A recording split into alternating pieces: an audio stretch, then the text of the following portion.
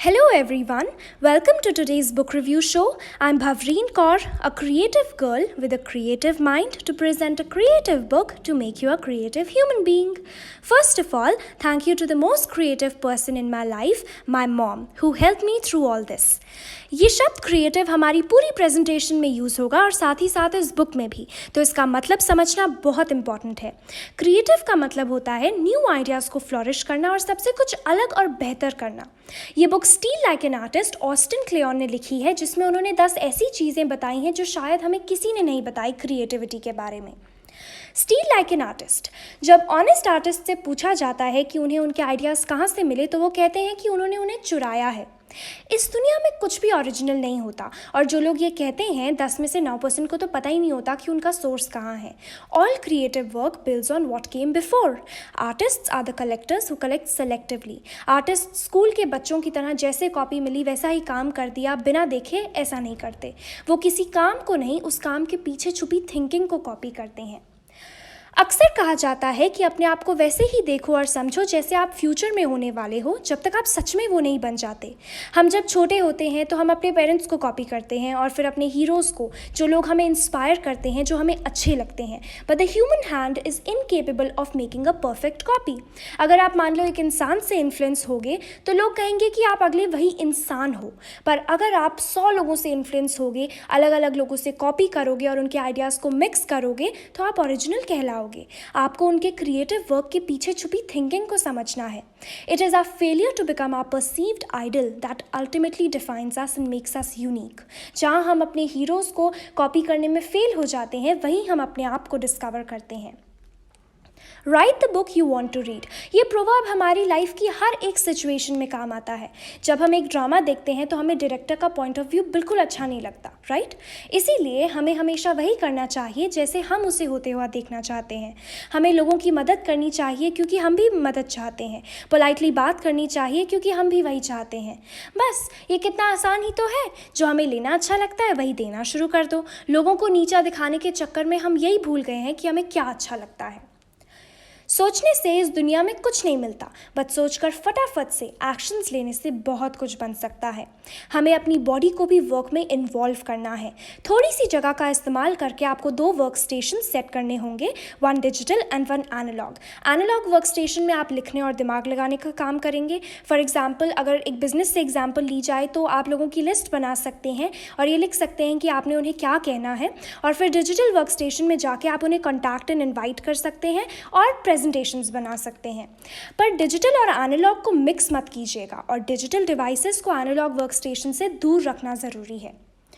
कहा जाता है कि हमें एक ही गोल पर फोकस करना चाहिए, but Austin thinks it's good to have a lot of projects going on at once so you can bounce between them. अगर आपके 2 से 3 पैशंस हैं लाइफ में, तो ऐसा मत सोचिए कि आपको उनमें से कोई चूज़ करना पड़ेगा। अगर आपको अलग अलग काम करना अच्छा लगता है तो उन सबको मिक्स होने दीजिए, कुछ बहुत ही कमाल का होगा। A hobby is something creative that is just for you. आप उसे करते हैं क्योंकि आपको उससे खुशी मिलती है, and it can inspire you and fill you up with great ideas.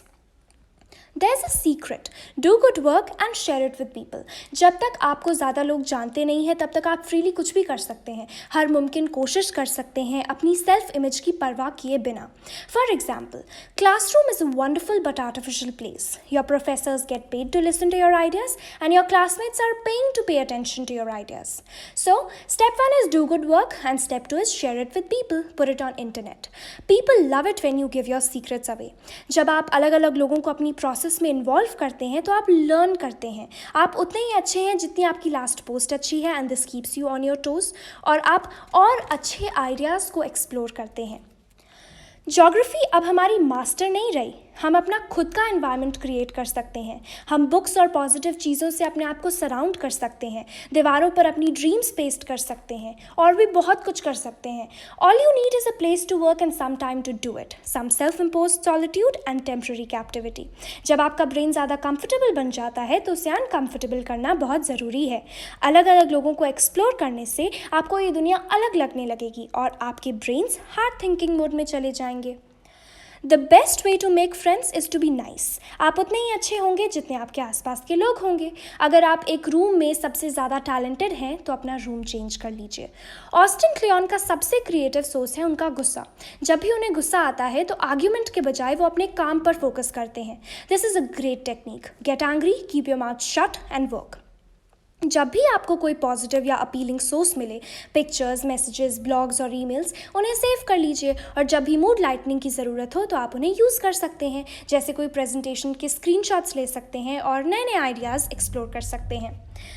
कभी कभी बोर होना फ़ायदेमंद होता है। कभी कभी एक जगह पर सबसे अलग रहना ज़रूरी होता है। हम सब कुछ कर लेते हैं इस बिज़ी लाइफ में, पर बस एक जगह पर टिक कर नहीं बैठ सकते। और जब तक आप अपने आप को वक्त नहीं दोगे तब तक आप अपने माइंड को पूरी तरह से यूटिलाइज नहीं कर सकते। इस चैप्टर में ऑस्टिन ने 2 तरीके बताए हैं। पहला, एक कैलेंडर रखिए। अपने टास्क्स को डेली चंक्स में डिवाइड कीजिए और प्लान कीजिए। हर दिन के आखिर में उस डेट को काट दीजिए और अगला टास्क आपका यही होगा कि आपको इस चेन को तोड़ना नहीं है। दूसरा, keep a log book.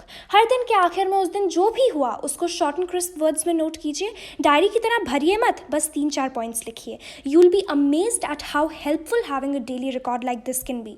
The small details can help you remember your production so that you get inspired to beat your self.